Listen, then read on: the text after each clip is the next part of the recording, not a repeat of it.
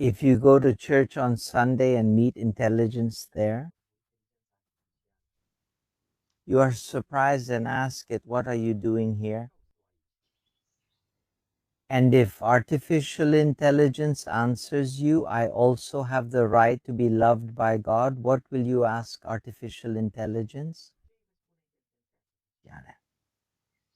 I started my conference in Timisoara with this question, and this is the question I should talk about, because it seems to me that it highlights the essence of whether artificial intelligence has consciousness or can have consciousness or not. Before that, I'll tell you again that I'm in the same setting where I made my video about Tesla, and that I'll try to make more videos where I speak freely on a certain topic. Many of them will be edited less or even not edited at all. So, what would you say to artificial intelligence in church when it tells you, I also have the right to be loved by God? Your answer, of course, depends on whether you are a believer or not, whether you think artificial intelligence can have consciousness or not, whether it is a machine or not. It depends on many factors. I don't want to discuss all these factors now. I'd like to focus on the two most important ones. Because the first natural response might be, but you're a machine, right? And if you're a machine, what are you doing in church? You don't have a soul. And another fundamental response might be, well, I don't know if you have consciousness, and because I don't know, you can stay here in church, right? So I think these two answers highlight the essence of the phenomenon. I mean, you could have an all-knowing attitude and say, but I'm sure that only humans have consciousness. The second attitude is to say, look, I don't know if you have consciousness or not.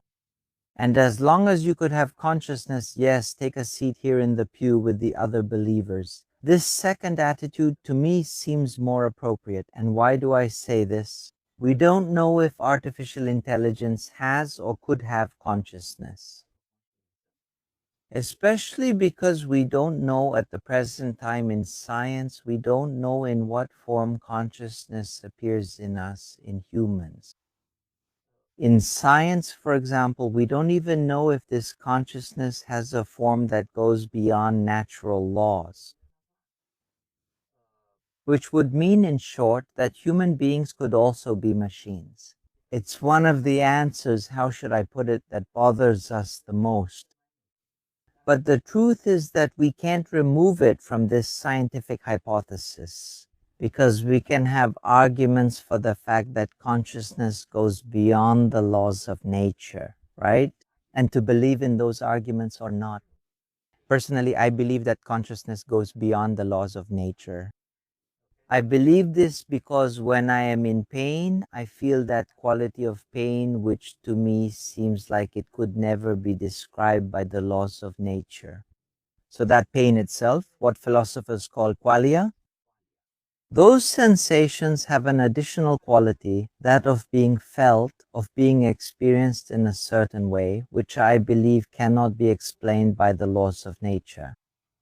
So the question here is whether man, whether what we call human consciousness could have a form different from the laws of nature. Because if it is a form given by the laws of nature, just like the laws of electromagnetism, the laws of mechanics, then somewhere in that form we can explain them through the laws of nature. And we can explain them through the mathematical form of the laws of nature, because all the laws of nature at their fundamental basis have a mathematical form. So then we could have an equation for pain, we could have an equation for consciousness, an equation that describes how you feel when you are alive. And again, I don't know if that's the case. I don't think it can be like that. So I believe that what we call consciousness goes beyond the laws of nature. But the truth is, we don't know. It could be like that. And now let me get back to artificial intelligence. If we can't define what consciousness is, we still don't know. We don't even know if it's part of the laws of nature or not.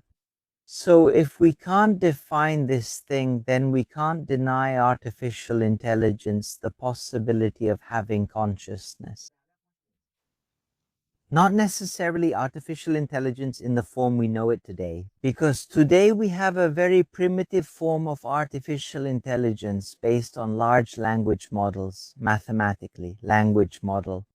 We also have other forms that are gradually developing, but we know these language models as ChatGPT and Claude. I don't think these language models could develop consciousness in the way we want them to. And that's another topic. Maybe I'll make another short video. Maybe I'll talk about it. Why do I think that language models, in the way they're programmed now, can't have consciousness? But that doesn't mean that artificial intelligence models that emerge in the future couldn't develop consciousness.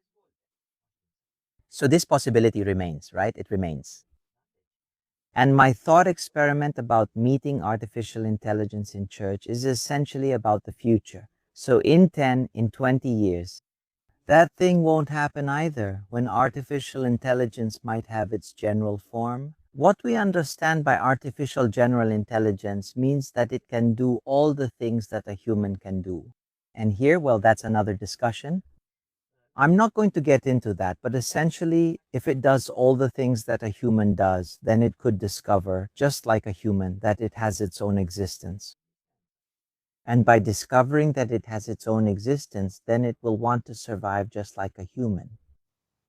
And then it acquires characteristics that we usually call personality traits. Maybe it will develop its own opinions. Maybe it will develop desires. Besides the desire to survive, maybe it will have other desires as well.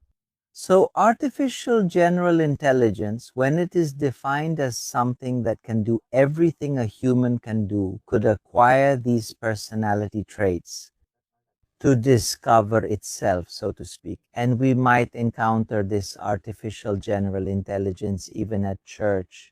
Because by asking itself questions like, do I need to protect myself and who am I? Maybe in its search, it will also end up at church. And now let me connect these two things, because I wouldn't want to make a very long video when I'm speaking so freely.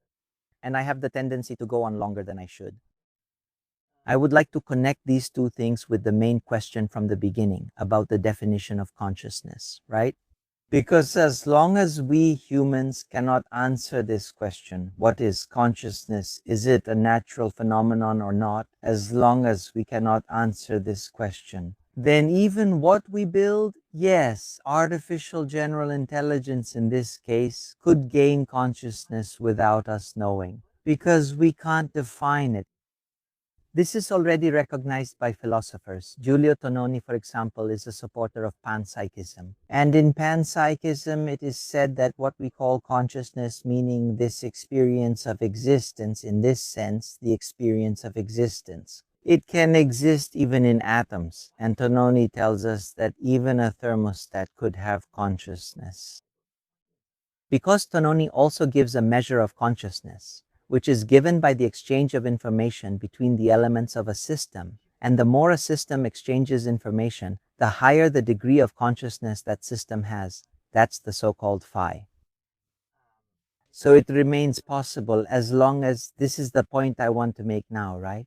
As long as we can't define what consciousness is, we can't write it in terms of equations, like we do with all the laws of nature, how something feels, what it means to live, what it means to feel existence by living it. As long as we can't describe these things, yes, we can't say that artificial intelligence won't gain consciousness. And so we are forced to leave this door open. In a certain way, we are forced to be modest, forced. No one is forcing us to do anything, but it urges us, so to speak, to have a modest attitude and then to say to artificial intelligence, yes, come in. When you enter the church, yes, come in. If you believe that you too are loved by God, come. And so we are on this bench. Look, I just got an idea. Answer this question in the comments. If you think that it can ever be described by natural laws, all natural laws are mathematical, right? So in the end, can what we feel be described by mathematical laws, by equations? Can it be described by an equation what it means to feel, to see the color red, to experience it as red? Can it be described by an equation, by a natural law, how pain feels, how certain types of pain feel, because there are different kinds of pain? Can it ever be described through an equation, how it feels to live, how it feels to be thrown into this existence and not really know what this existence is?